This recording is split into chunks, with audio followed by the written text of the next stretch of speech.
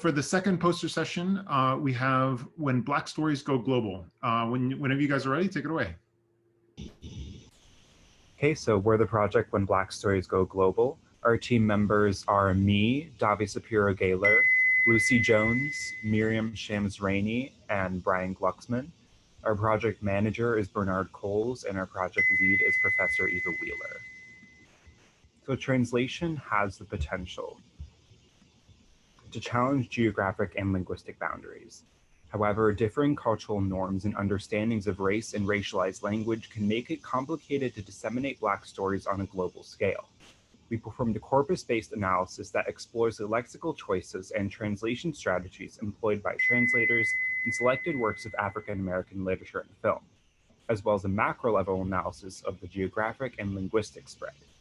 In doing so, we consider how racial language is rendered for international audiences and how translation affects the understanding of Black bodies and Black narratives.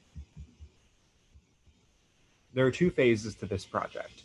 In phase 1, we are given a handmade dataset of racial and racialized terms found in 5 African American books and 1 film.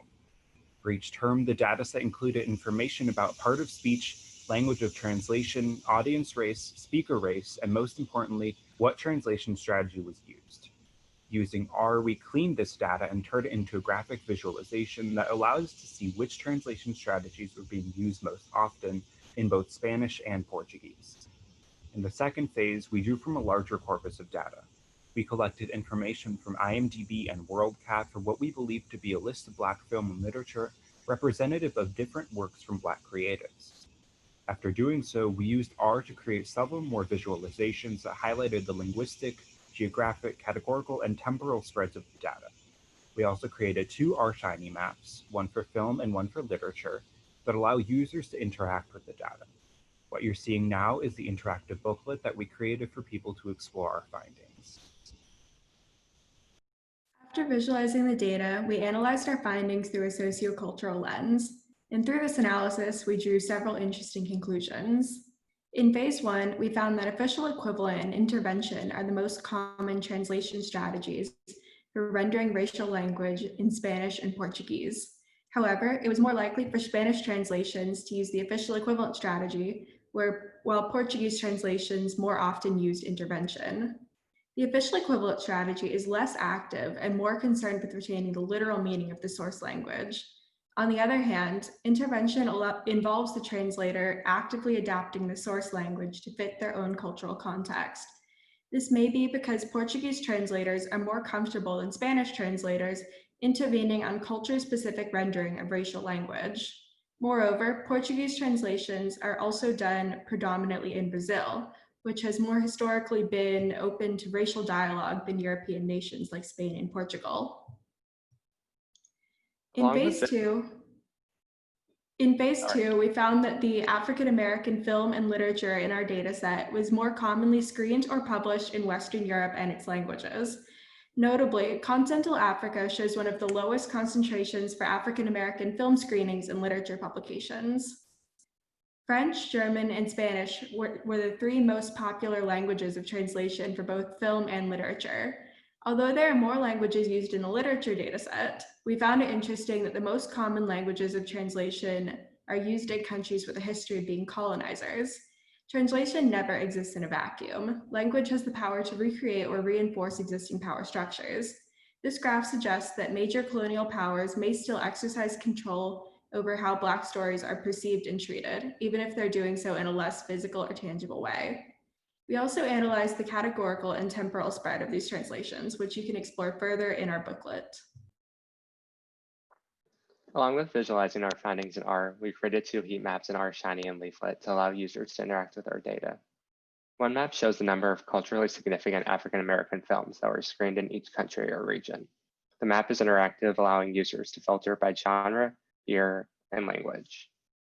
The second map, which you can see on the screen, shows where culturally significant African American novels have been published across the world. Once again, you can filter the data, in this case by year, author, genre, and language. Here you can see where Toni Morrison's novels have been published. You can click one of the dots to zoom in on a region. Since the book data includes the city of the publisher, we're able to merge our data set with latitude and longitude data. As a result, we were able to represent the geography of the book data quite exactly. Generally, the data here looks very similar to that of the other map. Perhaps the one difference is more books tended to be published in Asia than film screens. We also compiled an extensive literature review of scholarly articles and studies that informed and bolstered our analysis of the data. Our whole literature review is linked here for more people to explore further. Before we end the presentation, we want to acknowledge that, first of all, we as researchers have our own racial biases. We tried to mitigate the effect of this by engaging in critical discussion with one another on a regular basis and using our team's diversity to keep one perspective from dominating the discourse. However, our analysis of the data is undoubtedly still influenced by the ways in which we've previously interacted with and been educated about race. Second, we want to acknowledge that there's no single Black story. We selected what we believe to be a representative corpus of data, but our parameters are not universally accepted or the only way of interpreting what a Black story can be. Third, we want to recognize that racial and racialized language must be approached with care. Going into this project, we were well aware of its potential value, but also its potential precarity. A racialized or racial word is not just a word. It carries with it a history of violence, oppression, and discrimination that continues to this day. Although we sought to discuss the data freely, we also recognize that much of the language we analyze is derogatory. So to enable open discourse, we assigned each term a number and referred to this number instead of the word itself when we referenced the data. We hope that this booklet and the information it contains will serve as a useful resource as we continue to navigate understanding race and racial language. It will be available as a downloadable interactive PDF and contains links to everything we've mentioned, as well as some recommended readings to contextualize our analysis. We'll put the link to it in the chat. Many of you have probably seen your social media feeds blowing up recently in the past month or so with posts about the Black Lives Matter movement and racially motivated violence. Perhaps you've also seen threads about white fragility, allyship, and how to have constructive discussions about race. These are conversations happening all around the world and even in different languages within America. An incredibly important part of this cultural reckoning are the words being used in discourse about people, places, events, and culture. The way this social movement is being perceived and treated in other countries is just one current example of how translation is a critical part of how we understand the histories and stories of Black people. Our hope is that our findings will catalyze open discourse about these important topics and galvanize people to educate themselves and others. Thanks so much for listening, and we're happy to take any questions. Thanks a lot. The booklet was really nice. So just to kick things off a little bit, one thing I wonder about with the data you present is so there's the countries that translate more Black stories from the U.S. I assume most of this is stories that originated in the U.S. and then have gone out of the U.S. So there are the cultures that translate a lot of these works, and then there's the style of translation, like you talked about. Like there's the interventions and the I forget what the phrasing was, but it was just basically it was somehow like an equivalent definition or something like this. I was wondering if you did any work to cluster these types of cultures to say, okay, well, these are the types of places in the world where they don't translate a lot of Black stories and things are mostly just equivalent translations. And these are the places where they don't translate a lot of Black stories, but there's a lot of intervention. And just sort of, are there like are there clustered cultural groups in terms of how Black stories from the US are sort of thought about in the world? We would guess so, but with the data we had, we weren't able to do a test like that. For the data about which translation strategy was being used, it's really data or labor intensive to collect. Professor Wheeler had to go through each of the texts and the translations by hand and then determined which translation strategy is being used. So we only have 5 books and 1 film in 2 languages. If somehow this process were to be able to be sped up or automated, we could do it for a bunch of languages. I think it'd be really interesting to see if we were able to cluster based off a translation strategy and see if it has any relationship with the number of stories being spread. You were also right to guess that the stories we worked with mostly originated in the US. All of the books and films we talked about were written by African-American authors or creatives. But for those two languages, which were Spanish and Portuguese, we did find that the Spanish translations generally use the official equivalent strategy, which is like the least change, while the Portuguese translations usually use intervention, which means like adapting it into the like the target culture and language and kind of changing some of the connotation. So in that intervention context, did you just look for intervention or not intervention, or did you look for the type of intervention? Like, was this, and the context of that intervention? There were a couple more strategies that could describe maybe the type of intervention used, but these were the two that were most statistically significant. But I think Professor Wheeler might be able to answer that. Yeah, so the data set the students received had 5 different translation strategies broken down. So they had a facial equivalent, intervention, omission, retention, and then I had broken out euphemism from the intervention category just to see if it was something that was going to be used frequently. But they didn't receive a breakdown of the type of intervention. And so the data set doesn't include that. It could. And I think that it's very interesting to think about what that could tell us, right? Are translators intervening to paraphrase? Are they intervening and completely just choosing a different word that has no relation to the original text? Are they intervening with a word that situates the same spirit of the insult in the local context? And so I think in thinking through how a data set might be created in the future, that's something that I have in mind, like how to break out those subcategories now that we know that intervention and official equivalent are the most statistically significant, most frequent and most statistically significant strategies. Yeah, and from a data collection point of view, that sounds like a tremendously difficult thing, especially if you're going to look at a cross-cultural study of how different cultures are translating this stuff. Yeah. I think in the future, it'd be really interesting to experiment with using machine learning or natural language processing to try and automate that process. Although that was something that was unfortunately a little beyond the scope of what we were able to accomplish in one summer. Yeah. Definitely would love to see that happen one day though. Yeah. Another really cool way I could see extending this work would be to ask, once a work is translated, how popular is it within that culture?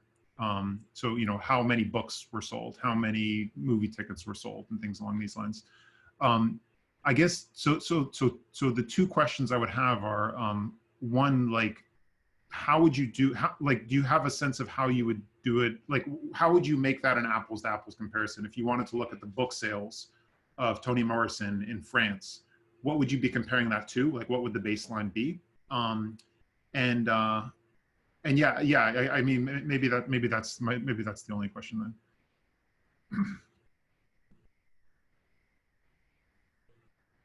then. I don't know if we have a great answer to that yet. Some data that we do have that could be used for a study like that is we have the box office numbers in different markets, which I think gives us a little bit of a sense of the popularity of different films. I think you'd probably have to compare it against maybe the average number of books sold or a dollar spent in a film and compare it just against some baseline, which would probably in reality be difficult to calculate. I see we have a couple of questions in the chat. One is from Professor Ginny about whether DubTV would be a way to get more data. And I think that's a really interesting suggestion. Another thing we talked about is maybe working through the YouTube API and getting information from community translations that way. I think we also have a, oh, sorry, go ahead. I was going to say, I think we also have a question that Professor Wheeler could answer best, but did you find any weird translations that didn't fit into any of the 5 categories? Unmute myself. So when we were putting together the data set, the categories were rather general. And so each of the strategies that we found fit into kind of those 5 general categories, but kind of to the point of what Professor Hirschlag brought up, each of the 5 categories did have like subcategories, and we didn't focus on the subcategories for this data set, but I think it could be interesting to look into that breakdown in future iterations. Just expanding on what Brian had said a minute ago with YouTube, it would be interesting to see what YouTube's translation strategies are as well, because they have the automated translators, right? Yeah. They have automated translators, and then they also have community translation, which I think is usually the gold standard. Something Gotcha. I asked Professor Wheeler about, which we were curious about, is I wonder how professional translators tackle translation strategies different than community translators who just do it because they like a channel. Yeah. We were guessing that community translators are probably more willing to take risks and make changes.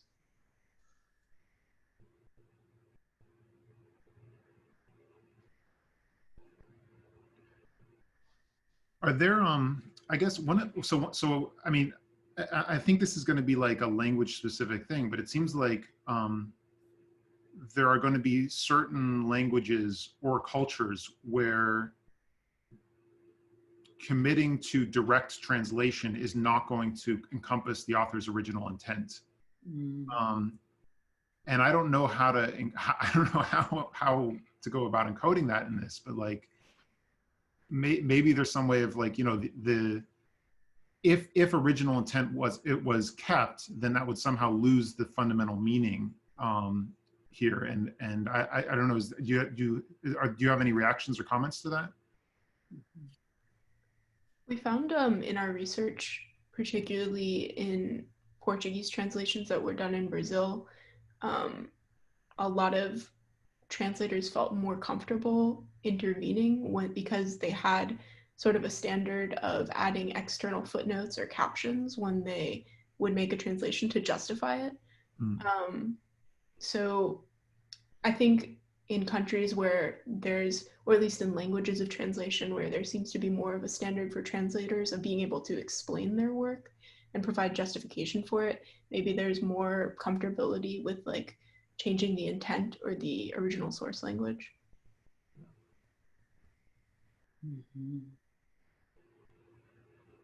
Yeah, and what drew me to this project in the first place was a book of Malcolm X speeches that I saw translated into Spanish when I was in Cuba. And so I was reading a Malcolm X speech in Spanish, and I speak Spanish as a second language and English as my first. And so I was reading the Malcolm X speeches. I just thought, you know, I don't think this is saying the same thing in terms of the way the racial language was working. And that's kind of what started the idea of what was happening here. I think we have to recognize that translators aren't just translating racial language, right? Like they're translating a whole work. And so I'm kind of like zeroed in on the racial language, but there's a broader translation task going on, right? Some books might have 60 racial words in a 200-page book, right? Or 100, right? So it might not be the focus of the translators, but I think by focusing on this, we can bring up this issue of why it's necessary to take particular care to translate, you know, racial terminology because of the social and political and cultural ramifications.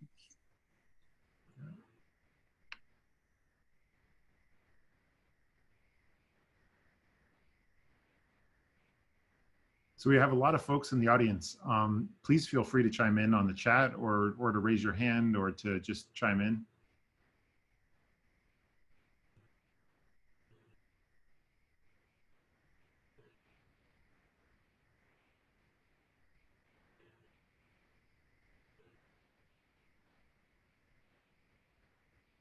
So the dashboard that you showed with that map, the colors were just the number of things. The green was small, yellow was medium, and red was big. Was that what it was?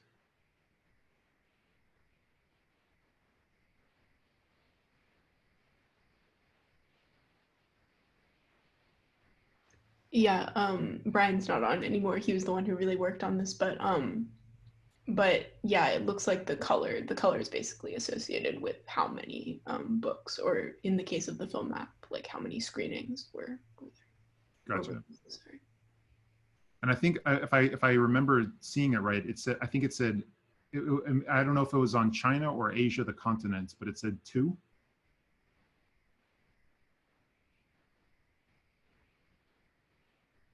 Oh, India.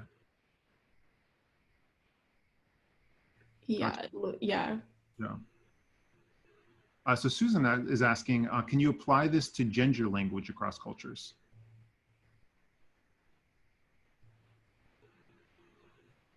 I imagine that a lot of the analysis would hold through the same way. Like if we were to look at the way that gendered language or gendered titles or what have you are translated, you could probably do some of the same analysis of genre, location, location, etc. However, that does still involve, much like Professor Wheeler did with the initial translations, going through and seeing what strategy of translation is being used, or alternatively coming up with the representative data set of, I suppose you could do books written by like women writers or like women film directors. Definitely something worth looking into, I think. Very interesting idea. Thank you. And Nick Dotto asks, I think I asked this question in the first presentation, but I can't quite remember the answer. Did you guys think about how AAVE was translated? And I'm not actually sure what AAV is, so maybe I'm, what is AAVE? That's African American Vernacular English. Oh, gotcha. And so the students weren't given,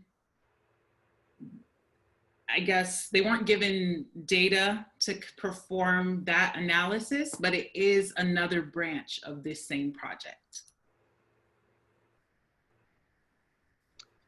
Paige, I was asking, have you guys examined translations to non-European languages? How do translations from these cultural contexts approach translating racial terms? For this particular project, we only looked at Spanish and Portuguese for like the specific like translation strategy. But again, I think that would be a really cool kind of expansion of the project. Maybe Professor Wheeler can speak more on that. Yeah, our project, the in-depth analysis was limited by my linguistic skills when putting together the data set. So since I speak Spanish and Portuguese, those were the first languages that were in the data set. But I would love to integrate additional members into the research team that speak languages that I don't speak, so that we could look into like non-European languages and how the translation strategies show up in that context. We did see some interesting patterns with the film and literature data. For the films, we didn't see that many translated into Asian or East Asian languages. But for the literature, there was a lot more translated into Chinese and Japanese. And then in the research that Lucy and I did for our literature review, we found that especially China is such a growing market for international film releases. If you look at movies like Black Panther, those made a lot of money in the US, but also when they were translated into Chinese or shipped out to China, there was a huge market waiting for them there. And there's a lot of different cultural expectations and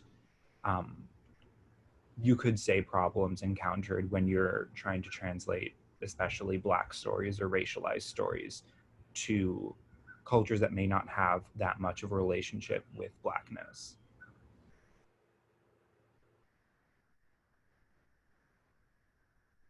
it's a bit of a vicious cycle, because to prove that you can release films in the US in foreign markets, you have to have sort of a proof of concept of like, oh, this is a Black story, that has been turned into like a film, and it worked and made money in other countries. But very few companies or studios are willing to do that, and so there's never like a proof of concept where people can show that like Black stories have been successful abroad, and so you kind of never have like something to weigh it against.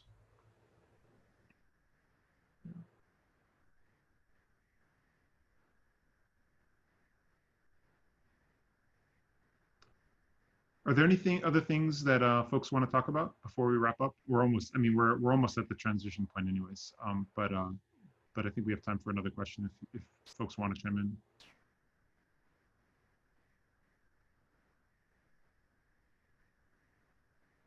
So Courtney Warner asks, this is more of a thought than a question, but it would be interesting to see how Black stories written in other colonial languages are translated to English.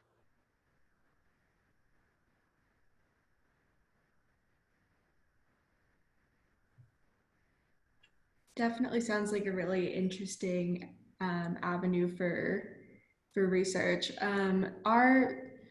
Definitely what we were able to do in the course of one summer, and with the data set that we were given, was somewhat limited. Although the translation of all of these Black narratives and Black stories is a really expansive field, and I think that there's a lot more that can and probably should be done in this area, including looking into how Black stories in other colonial languages are translated to English. Kind of just the beginning of this research, I suppose. Yeah, and I'm going to share a link in the chat to, actually, it's in the booklet that the team shared. There's an article done about translating poetry that's done by members of the African diaspora outside of the United States. And so it's poetry from French, poetry from Portuguese, and the author of the article, who's a professor, in the book, he translates, he translates from Portuguese and French into that poetry into English, and he has this discussion about the place that type of translation has within the U.S. literary community. Perfect. And so the article is called Translating Poetry, Translating Blackness. And I think it might be an interesting read, especially if it's something that you're interested in. Great. Well, let's thank this group a lot for a really nice presentation. Give a virtual round of applause or a real one, whatever you like. So thanks a lot. We have about three minutes until our next talk. So I want to make sure that team can share their screen okay. And then also just give people a minute or two to go stretch their legs and do what they need to do before the next presentation.